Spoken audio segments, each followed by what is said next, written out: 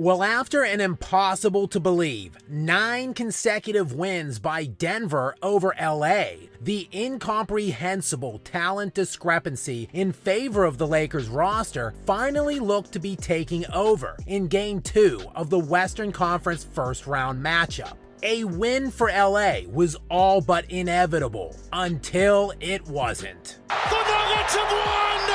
And this was a game which perfectly encapsulated the reasons the ring-chasing coward mercenary LeBron James has been hunting super teams since he failed miserably to win a single legitimate ring for the first 7 full seasons of his career. Because despite the gaudy career point totals by this bagless layup merchant, James is not only a limited scorer, he is prone to prolific disappearing acts in the playoffs when he is needed most, such as every game of the Western Conference Finals a year ago against the Nuggets and Game 1 on Saturday. But when LeBron can just sit back and play point guard, well, now we are really on to something here. Not to mention, the ultimate frontrunner gets much looser in the fourth quarters when the pressure is removed by the remainder of his elite teammates. And in Game 2 last night in Denver, that is exactly what was happening. While Anthony Davis, the should-be Defensive Player of the Year, had Nikola Jokic shackled for much of the night, as Jokic went nearly 2 full quarters without making a basket in the second and third. The Lakers, meanwhile, much like with Game 1, were flowing in every aspect of the game. They were up 15 at halftime, with their defense clicking on all cylinders against the Nuggets, holding Denver to just 44 first-half points on 34% shooting from the field. While AD was absolutely unstoppable, literally missing only 1 shot in the entire first half, pouring in 24 points on 11 of 12 from the field at half. D'Angelo Russell, meanwhile, after taking the lead role for the last 24 hours as LeBron's latest scapegoat, had 18 points on 6 of 7 from 3 in the first half in a complete reversal of Game 1 on the way to his 23-point and 6-assist game. The Lakers would storm out of the locker room and the lead would swell to 20 points in this game. And with 5.5 minutes to go in the third, it was still a 15-point advantage in favor of LA. But as the Nuggets are prone to do, the Nuggets would somehow, someway get themselves back in the game on a night where they shot just 8 of 34 from 3.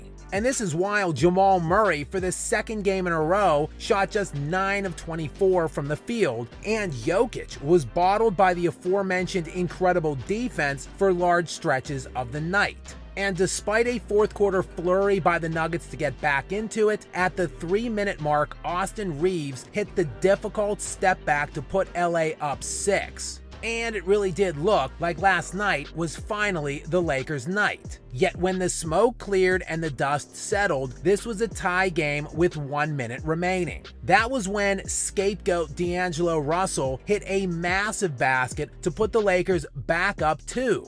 But after Jamal Murray answered with a 20-footer at the other end, it was time for the alleged and self-proclaimed GOAT to put this one away once and for all. And after LeBron got away with an offensive foul with the extension and the push-off here, he had a seeming eternity to think this shot over. And with only 14 seconds remaining, released a wide-open three-pointer, which would have evened this series heading back to LA.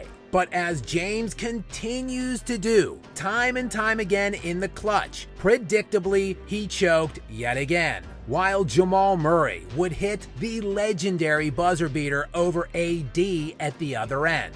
And yet again, the Denver Nuggets have beaten the LA Lakers. Not 5, not 6, not 7. Not 8, not 9, but 10 times. 10! Anthony Davis looked a hell of a lot like the best player on the floor for either team most of the game, a game where he shared the court with the soon-to-be 3-time league MVP. But as like his pal the Fraud King, tonight it was Davis's turn to evaporate in the fourth quarter, while Nikola Jokic finished the night off with 27 points, 20 rebounds, and 10 assists on 9 of 16 from the field. His 25-plus point and 20 rebound triple-double is the fourth of his career now at just the age of 29. The rest of the NBA combined all-time has 4 total such games. Is that any good? Are you not entertained? The blown 20-point lead is the largest of the season for LA,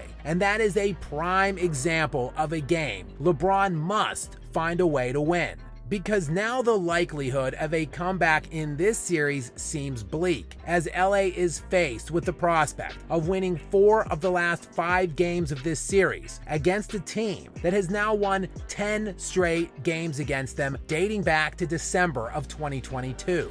And the Lakers certainly have the talent and the ability to do it, as evidenced by this game where LA was dominating the vast majority of it. All they need is the guy who has been calling himself the GOAT for about a decade now to start actually playing like it when it really matters.